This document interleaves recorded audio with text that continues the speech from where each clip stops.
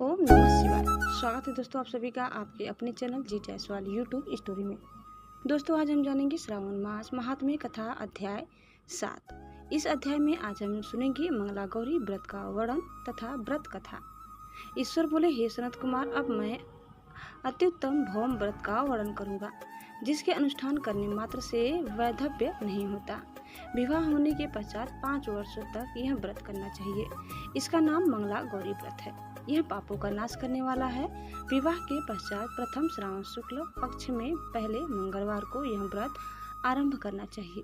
केले के खंभों से सुशोभित एक पुष्पमंडल बनाना चाहिए और उसे अनेक प्रकार के फलों तथा रेशमी वस्त्रों से सजाना चाहिए। उस मंडप में अपने सामर्थ्य के अनुसार देवी की स्वर्णमयी अथवा अन्य धातु की बनी प्रतिमा स्थापित करनी चाहिए।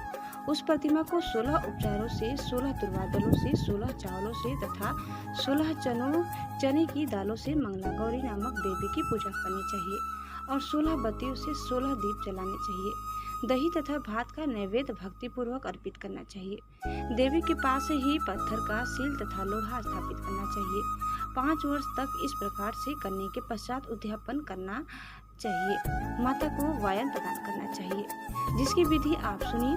अपने सामर्थ्य अनुसार एक पल प्रमाण सुवर्ण की अथवा उसके आधे प्रमाण की अथवा उसके भी आधे प्रमाण की मंगला गौरी की प्रतिमा निर्मित करानी चाहिए।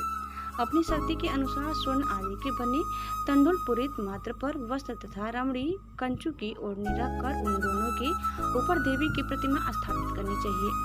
पास में चांदी से निर्मित सील तथा लोढ़ा रखकर माता को वायन प्रदान करना चाहिए। इसके बाद 16 सुआ सिनियों को प्रतिपूर्वक भोजन कराना चाहिए। हे विप्र, इस विधि से व्रत करने पर 7 जन्मों तक सौभाग्य बना रहता है और पुत्र आदि के साथ संपदा विद्यमान रहती है। सनत कुमार बोले, सर्वप्रथम इस व्रत को किसने किया था और किसको इसका फल प्राप्त हुआ है? हे संभव, जिस तरह से मुझे इसके प्रति निष्ठा हो जाए, कृपा करके वैसे ही बताइए। ईश्वर बोले, हे सनत कुमार, पूर्व काल में कुरु देश में श्रुत कीर्ति नामक एक विद्वान कीर्तिशाली शत्रुओं का नाश करने वाला 64 कलाओं का ज्ञाता तथा धनुर्विद्या में कुशल राजा हुआ था। पुत्र के अतिरिक्त अन्य सभी शुभ चीजें उस राजा के पास थी। अतः वह राजा संतान के विषय में अत्यंत चिंतित हुआ और जब ध्यान पूर्वक देवी की आराधना करने लगा, तब उसकी कठोर तपस्या से देवी प्रसन्न हो गई और उससे यह वचन बोली, हे सुब्रत, वर मांगो। श्रुत कीर्ति बोला, हे देवी, यदि आप मुझ पर प्रसन्न हैं तो मुझे सुंदर पुत्र दीजिए। हे देवी, आपकी कृपा से अन्य किसी भी वस्तु का अभाव नहीं है। उसका यह वचन सुनकर पवित्र मुस्कान वाली देवी ने कहा, हे राजन, तुमने अत्यंत दुर्लभ वर मांगा है, फिर भी कृपावश मैं तुम्हें अवश्य दूंगी। किंतु हे राजेंद्र, सुनिए, यदि परम गुणी पुत्र चाहते हो तो वह केवल 16 वर्ष तक जीवित रहेगा और यदि रूप तथा विद्या से विहीन पुत्र चाहते हो तो दीर्घजीवी होगा। देवी का यह वचन सुनकर राजा चिंतित हो उठा और पुनः अपनी पत्नी से परामर्श करके उसने गुणवान तथा सभी शुभ लक्षणों से संपन्न 16 वर्ष की आयु वाला पुत्र मांगा। तब देवी ने भक्ति संपन्न राजा से कहा, हे नृप नंदन, मेरे मंदिर के द्वार पर आम का वृक्ष है। उसका एक फल लाकर मेरी आज्ञा से अपनी भार्या को उसे भक्षण करने हेतु प्रदान करो, जिससे वह शीघ्र ही गर्भधारण करेंगी, इसमें संदेह नहीं है। प्रसन्न होकर राजा ने वैसा ही किया और उसकी पत्नी ने गर्भधारण कर लिया। 10वें महीने में उसने देवतुल्य सुंदर पुत्र को जन्म दिया। तब हर्ष तथा शोक से युक्त राजा ने बालक का जातकर्म आदि संस्कार किया और शिव का स्मरण करते हुए उसका नाम चिरायु रखा। इसके बाद पुत्र के 16 वर्ष के होने पर पत्नी सहित राजा चिंता में पड़ गए और वे विचार करने लगे कि यह पुत्र बड़े कष्ट से प्राप्त हुआ है और मैं इसकी दुखद मृत्यु अपने ही सामने कैसे देख सकूंगी। ऐसा विचार करके राजा ने पुत्र को उसके मामा के साथ काशी भेज दिया। प्रस्थान के समय राजा की पत्नी ने अपने भाई से कहा कि कार्तिक का वेश धारण करके आप मेरे पुत्र को काशी ले जाइए। मैंने भगवान मृत्युंजय से पूर्व में पुत्र के लिए प्रार्थना की थी और कहा था कि हे विश्वेश, आप जगतपति की यात्रा के लिए मैं उस पुत्र को अवश्य भेजूंगी। अतः आप मेरे पुत्र को आज ही ले जाइए और सावधानी पूर्वक इसकी रक्षा कीजिएगा। अपनी बहन की यह बात सुनकर भांजे के साथ वह चल पड़ा। कई दिनों तक चलते चलते वह आनंद नामक नगर में पहुंचा। वहां सभी प्रकार की समृद्धियों से संपन्न वीर सिंह नाम वाला राजा रहता था। उस राजा के एक सर्वलक्षण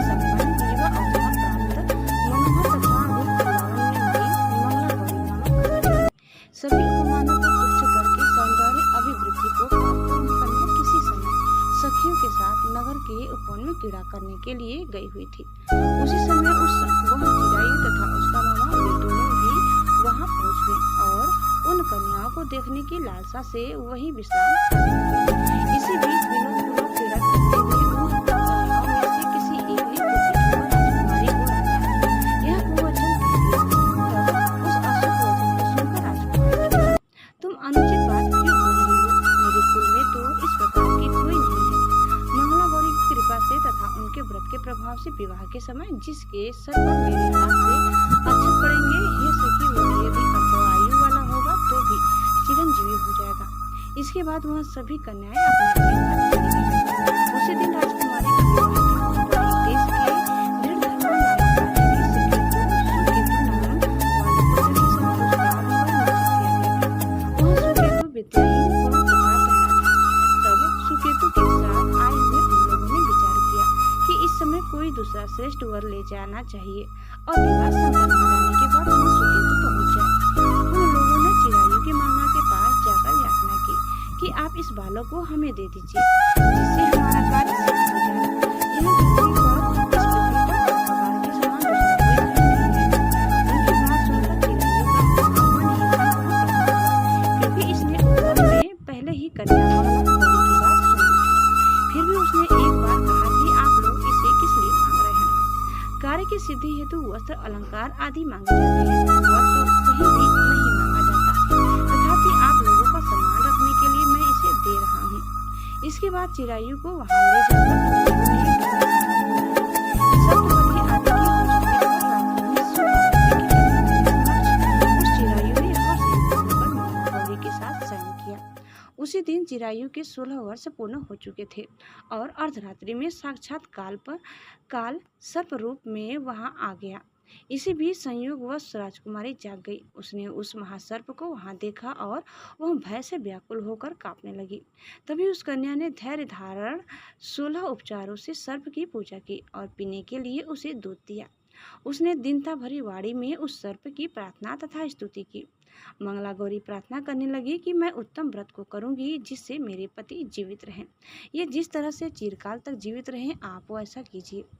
इतने में सर्प वहां स्थित एक कमंडलू में प्रवेश कर गया और उस मंगला गौरी ने अपनी कंचुकी से उस कमंडलू का मुंह बांध दिया।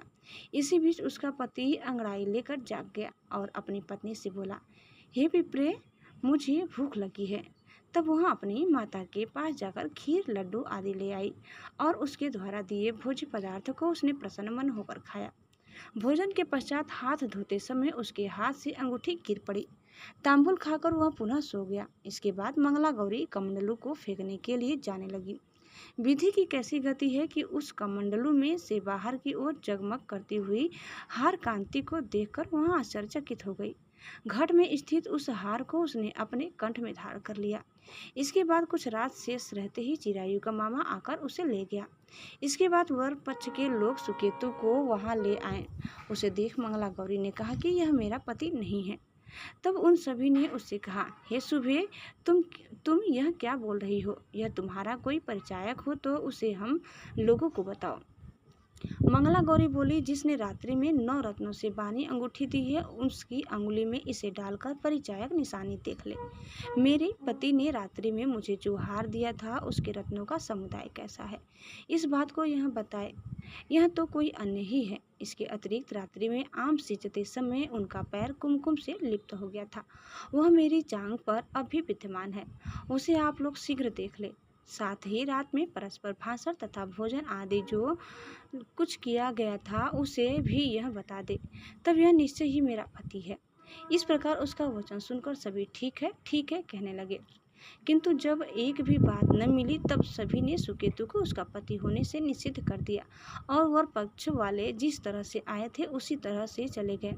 उसके बाद अपने वंश को बढ़ाने वाले महान यश से संपन्न तथा परम मनस्वी मंगला गौरी के पिता ने अन्नपान आदि का सत्र चलाया। उन्होंने वर पक्ष का वृत्तांत कानों कान सुन लिया कि स्वरूप से कुरूप होने के कारण लोगों के द्वारा किसी अन्य को वर के रूप में आदरपूर्वक लाया गया था। तब उन्होंने अपनी कन्या को पर्दे के भीतर बिठा दिया। उसके बाद 1 वर्ष बीतने पर यात्रा करके चिरायु अपने मामा के साथ यह देखने आया कि विवाह के बाद वहाँ क्या हुआ। तब उसे गवाक्ष के भीतर से देखकर वह मंगला गौरी अत्यंत प्रसन्न हुई और माता पिता से बोली कि मेरे पति आ गए हैं।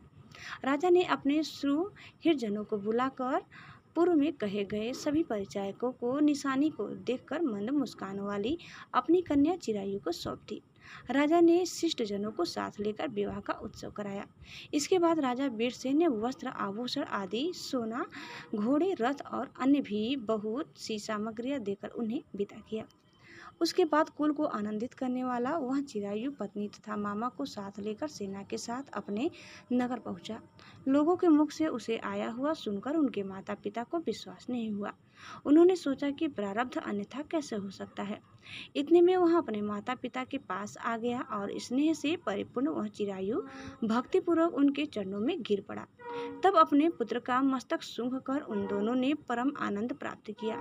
पुत्र वधू मंगला गौरी ने भी सास ससुर को प्रणाम किया। तब सास उसे अपनी गोद में बिठाकर सारा वृत्तांत शीघ्रतापूर्वक पूछने लगी। हे महामुने, तब पुत्र वधू ने भी मंगला गौरी के उत्तम व्रत महात्म्य कथा जो कुछ घटित हुआ था वह सब वृत्तांत बताया। हे सनत कुमार, मैंने आपसे इस मंगला गौरी व्रत का वर्णन कर दिया। जो कोई भी इसका श्रवण करता है अथवा जो इसे कहता है उसके सभी मनोरथ पूर्ण हो जाते हैं, इसमें संदेह नहीं है। सूत जी बोले, हे ऋषियों, इस प्रकार शिव जी ने सनत कुमार को यह मंगला गौरी व्रत बताया और उन्होंने सभी कार्यों को पूर्ण करने वाले इस व्रत को सुनकर महान आनंद प्राप्त किया। दोस्तों, इस प्रकार श्री स्कंद पुराण के अंतर्गत ईश्वर सनत कुमार संवाद में श्रावण महात्म्य में मंगला गौरी व्रत कथन नामक 7वां अध्याय पूर्ण हुआ। उम्मीद करते हैं कि आप सभी को हमारी आज की यह कथा जरूर पसंद आई होगी। कैसी लगी कमेंट करके बताइए। चैनल में नया है तो प्लीज़ लाइक, शेयर और सब्सक्राइब करना न भूलें। धन्यवाद। ओम नमः शिवाय। हर हर महादेव।